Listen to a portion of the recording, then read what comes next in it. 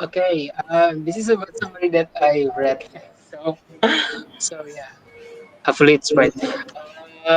First one, front end developer. Front end developer is responsible for making the if if uh if it is like iceberg, front end developer should be responsible for the top one. So the one that is could be seen by customers or people in general. So for website, if there's a design unique something and so on and so forth, the front end developer who adjusts that design to optimize that design Mhm. so that we could see it better. Okay. And so because of that, front end developer works closely with UI UX designer because UI UX designer is the one that creates the design from the scratch, Hmm. and front end developer adjusts it into the web or sites or applications. Okay. Okay, so that's two. Okay, the third is back end developer. Back end development Hmm. works as the behind the screen of the whole site or application. So if front end developer is more responsible to the user experience, front end developer make sure that the application or the site works well in the server wise. Okay. So yeah, Okay. and yeah, Oh, go on. Go on. Please continue. I'm listening. okay. For the first one, product owner. Product owner, in my opinion, is the whole like project manager of the one particular project. For example, we have like BV Go application, right? So the product owner is the one who the one that maintains or the leader of that project. Okay. So he maintains front end, back end, and also UI UX designer. Quality assurance is the one that regularly maintain if the quality of the website or asset or application itself. So Okay. yeah, All that's right. for me. Very good. Anything else? Nope. Okay. I like how you're confident. Let's go to Latifa. Latifa, do you have the same or a different explanation for how the different technology roles actually work? Okay, I will explain what I've known about the role of PD. So PD have one, two, three, four, five, six roles. Hmm. No, no, no. PD have five roles actually, Okay. and then there are front end developer, back end developer, UI UX designer, Hmm. the product manager or product owner, and then the the quality analyst, quality analyst or assurance. Yeah. Hmm. By the way, if it would make you easier understand about this role, you can imagine like the restaurant and so the back end and the front end engineer, the developer is the people who serve you the food uh, in the restaurant. Hmm. The front end is the one that make sure that the food is clearly understand by the customer, and then makes the customer um, want to order the menu, and then like if we go to the restaurant, is it like the waiters that trying to explain us what is our menu that we had, and then the one who create the food is the back end developer, like they're the architect of our technology system, and then like to build the great technology in our system, and it's like the chef of the food itself. Okay. And then for the next role is the product manager. It's like the restaurant manager, like uh, they are the people who make sure everything's going as the timeline, as the customer needs, uh, as the company goal, as the Okay. restaurant goal that want to serve the most delicious food in the city, perhaps. Like they make sure that customer is satisfied with our service, and Hmm. then the one who clearly make it like make sure how satisfied how much the customer satisfied with our service is the quality assurance. Like Hmm. they I think it's more like the UX researcher role. So they do the research, and then they observe, they make sure that we still have the same service every time and every day. And for the UI UX designer, it's more like how they serve the menu, like perhaps in perhaps like they conduct what is the needs of the customer. For example, the customer really want the pizza. What kind of pizza they want? Like what is the look of the pizza that the customer wants? Yeah.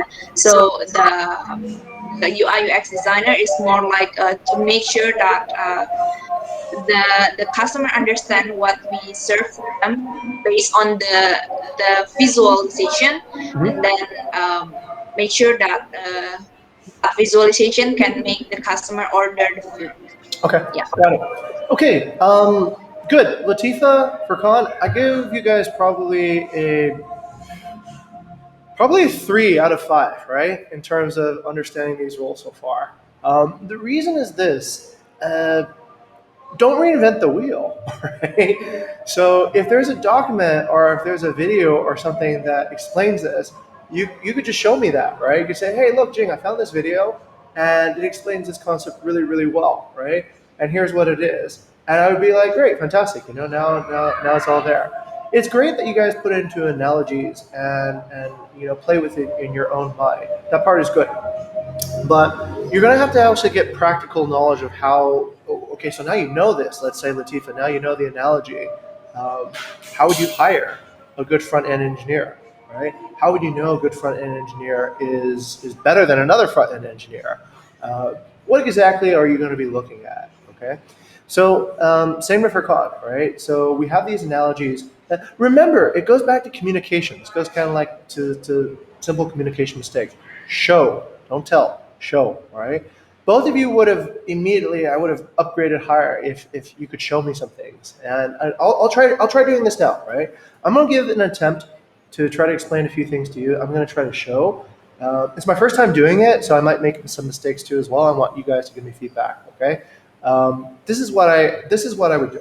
So first, if I'm gonna teach a concept, I'm gonna use everything at my disposal to teach the concept. If I have share screen, I'll use share screen. If I have hand motions or whatever I can use, I want to try using that. Okay. So let's explore together. Let's go and try to understand. Okay, what makes a good front end engineer a good front end engineer? So my first thing is I'm going to do is I'm going to think about, all right, what are some companies that have amazing front ends? So what would that exactly look like, right? I think it would probably look like, let's say, a site like Traveloka or maybe a site like Tokopedia. Okay, all right. Tokopedia and Traveloka both have a lot that's going on right here, right? They have all this material that needs to be animated. They have flashing displays. They need to create different currencies and all this stuff. Now, somebody as an engineer needs to create the functionality for that. So somebody needs to actually make sure that when you click on that, there's a drop-down menu that pops up and is animated. Okay. Somebody needs to make sure that when you click on that, that takes you to a different page, and all these animations show up, showing the text, now these pictures here and these drop boxes here, and you click on that, somebody has to make sure that the engineering happens and this functionality happens. Okay. That is what a front end engineer does, the functionality. Okay? The front end engineer is different from the UI and UX person because the front end engineer does not choose the color. They do not choose the size of the box. They do not choose, you know, necessarily what the design will look like. But the front end engineer does do subtle things. If you notice, the front end engineer probably designed the background to darken when you click on this box. Check this out, right? This is when you click on it. After you click on it, it darkens the background. Somebody had to create that animation effect to happen. It wasn't. I know for us, it's like great. Now, but that design decision was probably started by a UI UX person. So the UI UX person probably looked at this particular journey that the user is going on. They saw it's getting distracting if they see all this stuff around them, right? So why don't we black everything out and then just have the person focus on what they want to do next, make them concentrate on the booking. Okay, so that's a UI UX design, but the person who's implementing that functionality is most likely a front end engineer. Okay, so we can kind of take a look at other sort of front end engineering, perhaps, right? Perhaps the way that okay, that doesn't look like there's too much other stuff that's here. Those smooth animations that you see, this is front end engineering. Those icons that you see, the choice of font, that's probably UI UX. Okay, so this is what a front end engineer actually does, and that's the difference between front end and UI UX. Now, what does the back end engineer do? All right, all this stuff is really nice, but there has to be some database at the back that actually goes and collects this data, right? When I go look for a flight pattern, somebody has to go and get all the data from all the different airlines and bring all that data back, right? Bring all that data back and tell me what is the price, what is the airline, what is the travel time, all these pieces of data. Now, this data, if I were just to look at it, it's ugly, right? It's just probably, Excel file or a spreadsheet or something like that. So it comes back, but that work of collecting the data, sorting the data, giving me a ranking, right, of what goes first, what goes next, that is the job of the backend engineer. So the backend engineer has to go there and think about how they collect the data, how do they sort it, how do they double check to make sure availability is really on the flight. So when you book something, you don't actually get a flight that's been canceled or a flight that doesn't even exist or whatever. So they need to make sure that the integrity of the data is correct there too. Now, that is where the backend engineer's job kind of ends, right? So they send the data back over, and this is where the front end engineer and the UI UX people have to figure out what to do with it. Okay. Now they could send you kind of like an ugly spreadsheet. They could send you this, for example. This is probably what ugly spreadsheet looks like, right? They could just send you that on Traveloka. So okay, here's a bunch of flights on this list. You go kind of select whatever you want and then email us, right, about what happens next. If they did that, you can probably imagine not a lot of people would actually use Traveloka. So this is the purpose of having a front end engineer design the boxes, right? These boxes holding each result. And if you notice carefully, every time I move, there's an animation. It's a very subtle border that appears on each box. Do you see that? The blue border that shows up there? Okay. That is a functionality. Somebody had to design that functionality, front end engineer. Okay, UI UX, the size of the box, the colors of the labels, the flow. This is all UI UX stuff. Okay, the buttons. Let's go over to the next part. Let's go to Furkan. Who's involved, do you think, in the creation of the buttons of this site? Is the front end engineer, the back end engineer, or the UI UX person? The buttons, well, in my opinion, it combines three of them, I guess. Very good. It combines all three of them. Let's go to Latifa. Latifa, how does it combine, let's say, all three of them? Let's just take a look at this particular button here. What does the UI UX person decide? What does the front end engineer decide? And what does the back end engineer decide? Okay, for the UI UX design, they decide the color, they decide the icon, they Mhm. decide the font size Yep. that people can see clearly, and then um, the combination of white and orange, yeah, something like that, the That's layout. correct. Okay, And very then good. for the front end is they make sure that when we click the pilih button, um, they can the user can click it with no problem, Okay. and like yeah. For Okay. the back end is they absolutely they collect the data, and then they build the coding, the yeah, many things like to make it functional from the back, uh, from the yeah. Very good, very good. Okay, I'll take an analogy for Khan and Latifa from what we just did actually, and try to bring it home. Okay, so let's say the analogy is our outreach letter, the one that we were just taking a look at, right? So what I just did with creating, let's say, the formatting, that is actually front end engineering work, right? So remember, Latifa, when we created these decisions, right? We would separate out different messages to different templates.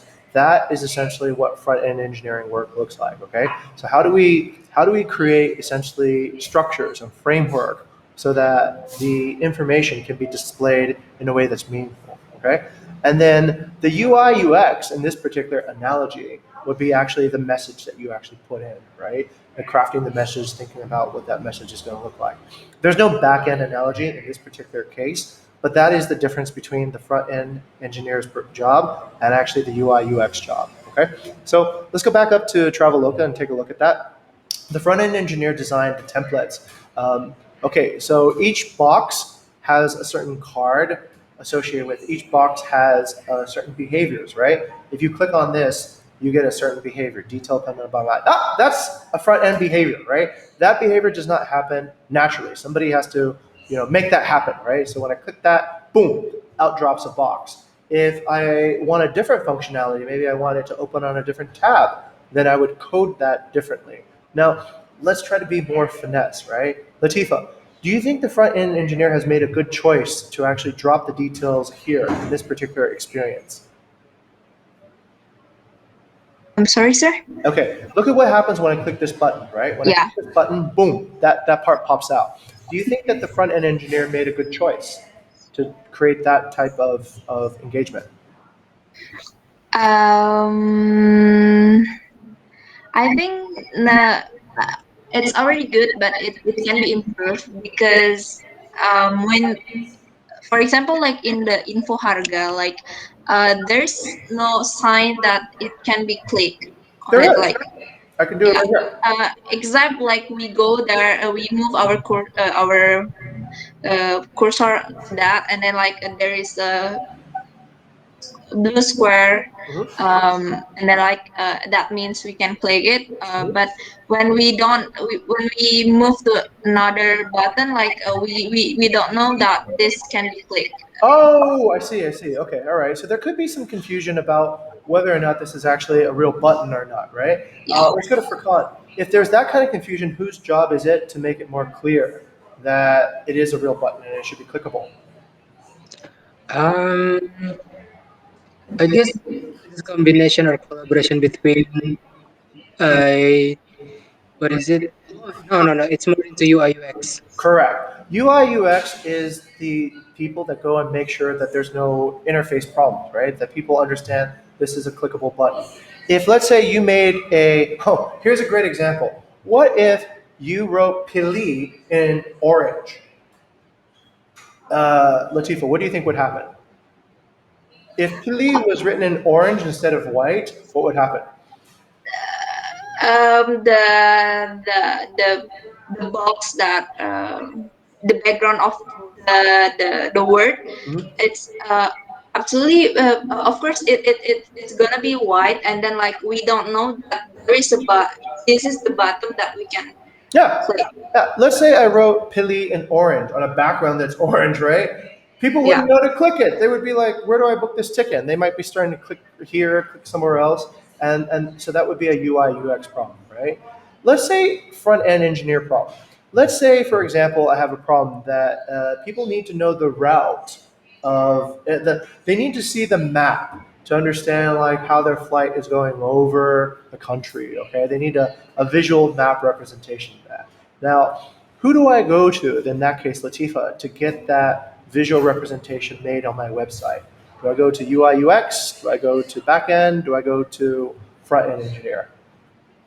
for the visualization of this Yeah. layout, Mhm.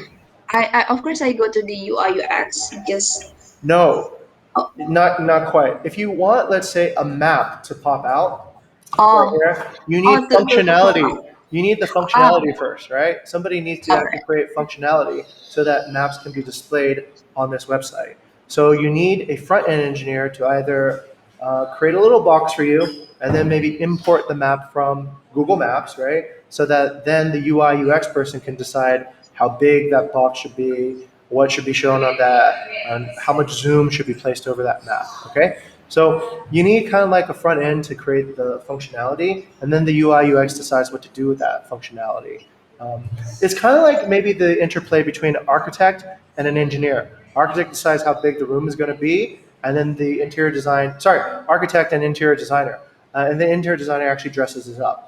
Interior designer in this analogy would be the UI UX, and the architect would be the front end engineer. The back end engineer in a building would be who? That's a great question now. Let's go to Latifa. Who is the back end engineer in a building, if we're using a building as an analogy? The civic engineer. Yes, exactly. Very good, very good. The structural engineer is the back-end engineer. He's there to make sure all the foundations are set up correctly, the building actually stands, and that might actually be a more clear analogy than a restaurant, right? So back-end engineer creates the structure, front-end engineer creates how to use that structure to create space, and then the UI UX actually creates the thing.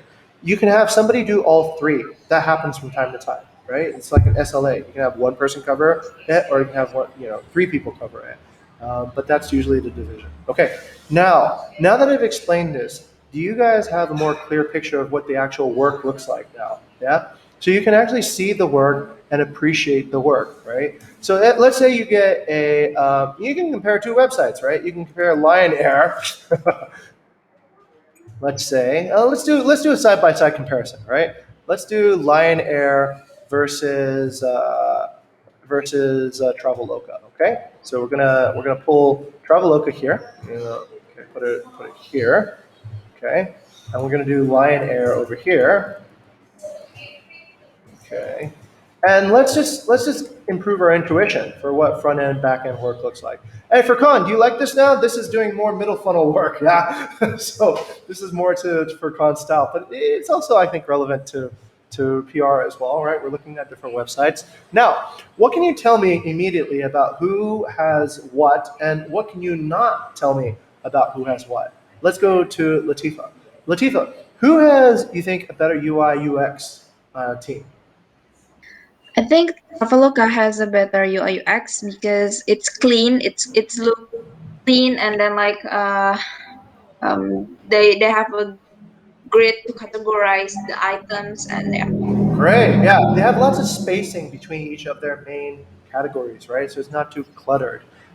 Look at this, right?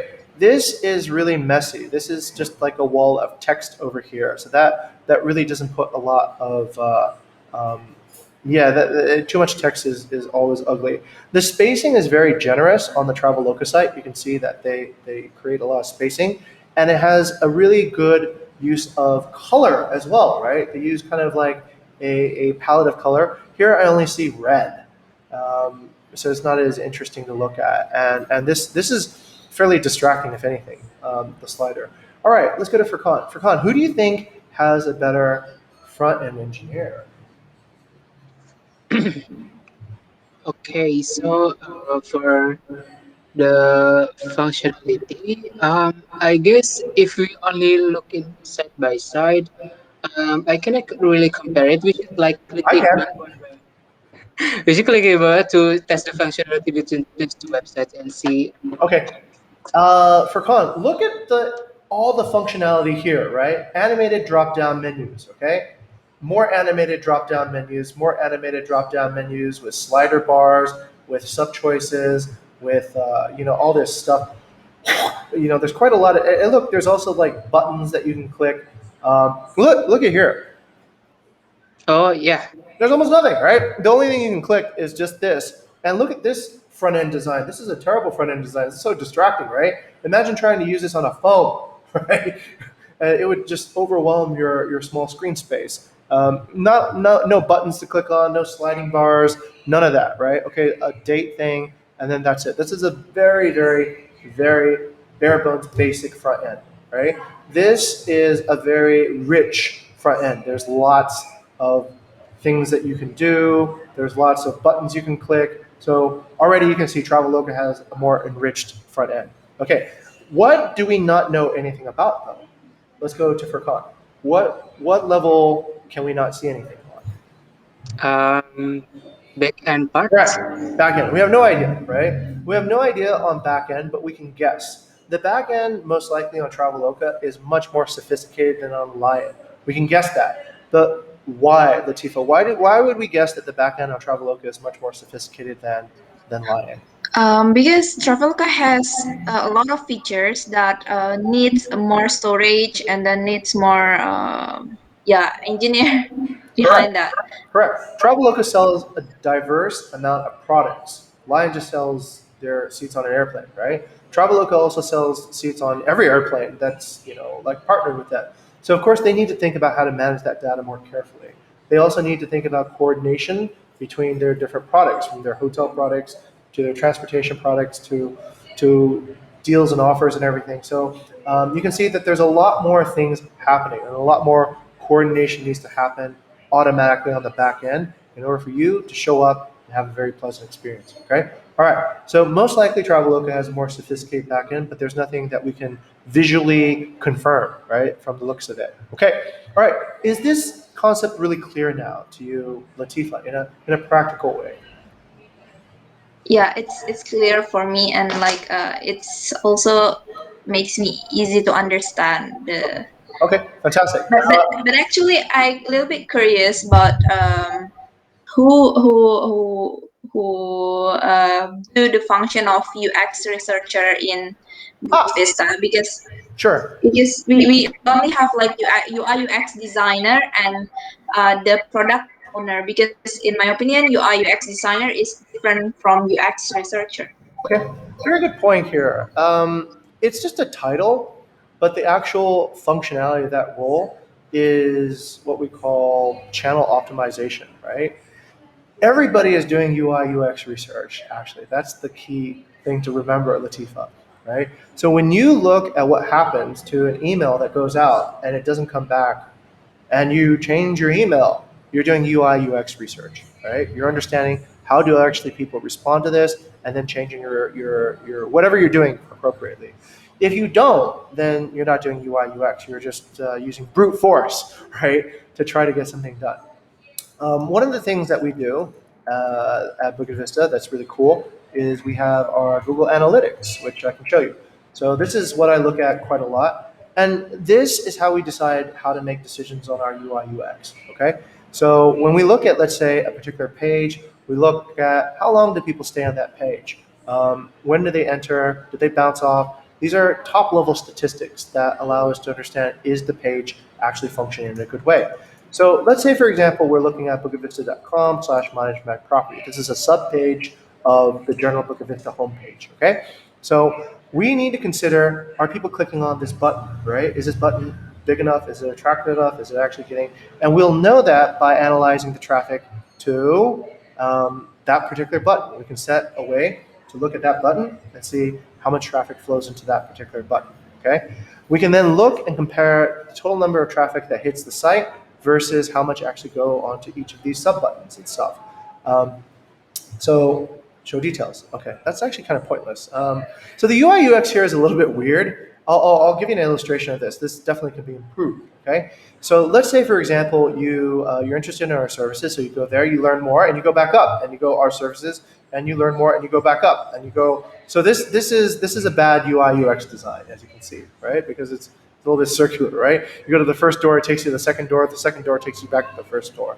So ideally, you want it to bring you through a funnel, right? If you want to go to the next stage, eventually purchase, transact, convert. That would be the end result.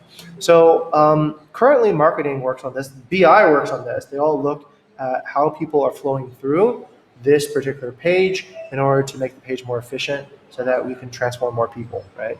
So that's an example how UI UX works in a marketing sense. Okay.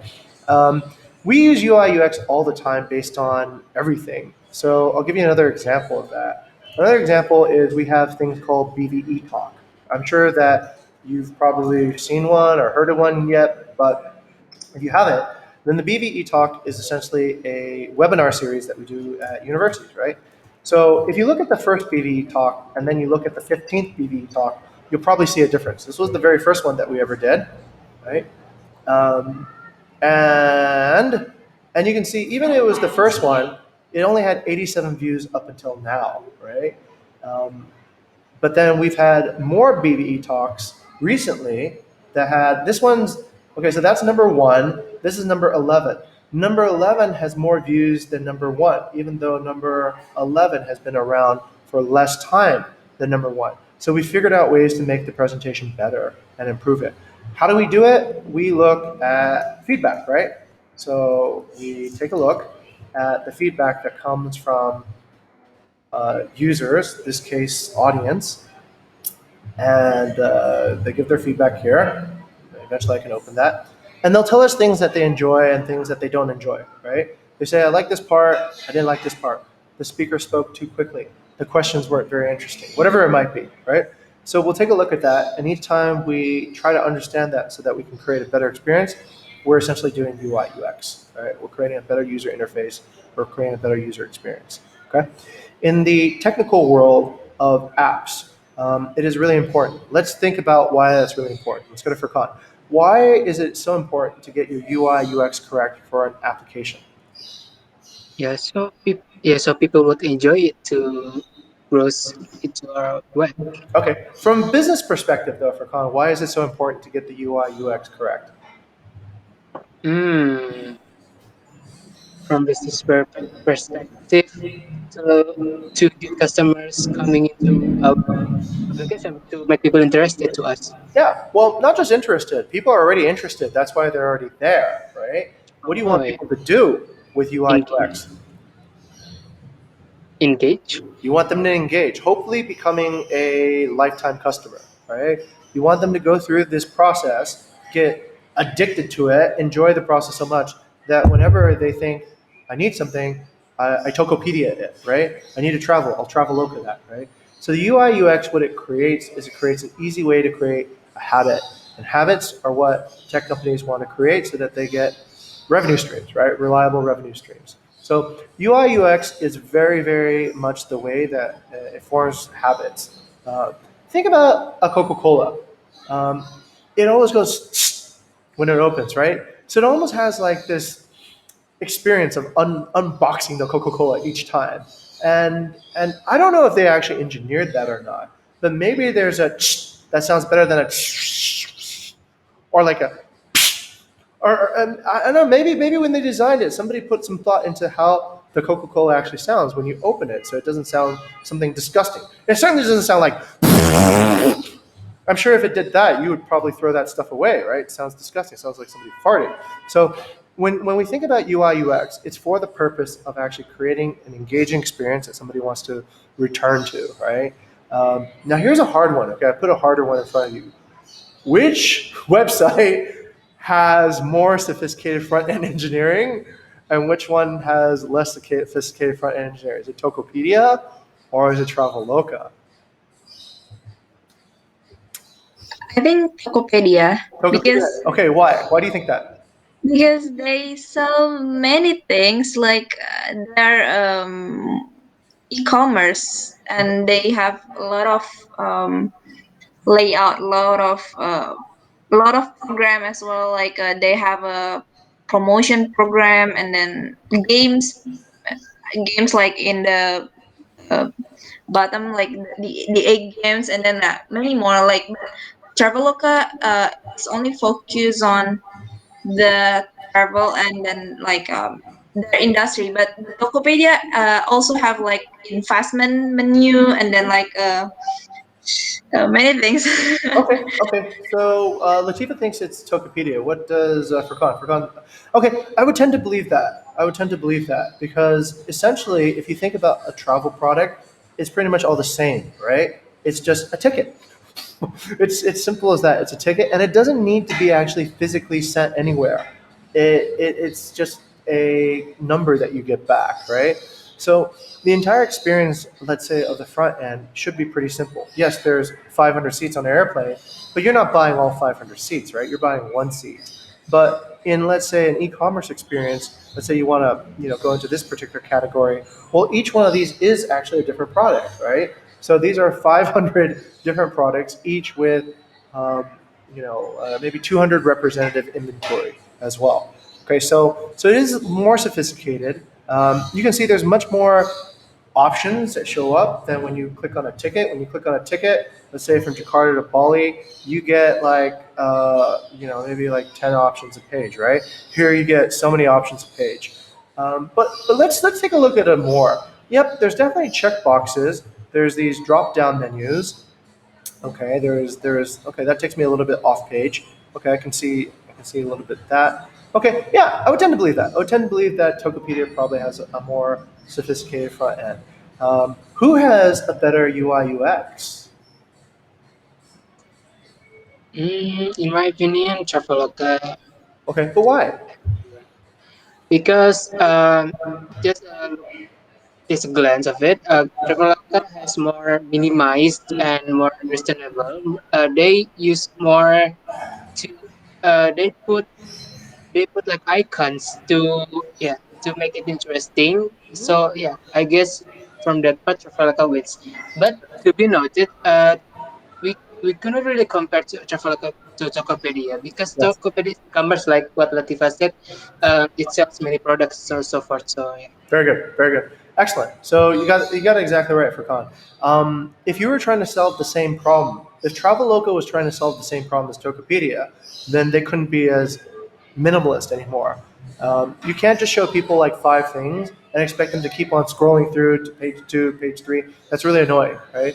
In general, I've noticed this. Let's take a look at this, right? Let's take a look at an American website. What's an American website that's pretty interesting? Let me think. Uh, Every- no, Nike. Let's go to Nike. Well, Nike's kind of global now. What's a very Harley Davidson? Okay, Harley Davidson is very American. I don't think it has much of a following outside. Um, you'll notice something generally between Western websites and Asian websites. Oh, okay. I got the Indonesian version of Harley Davidson. Let me go to, let's say, I'm stuck.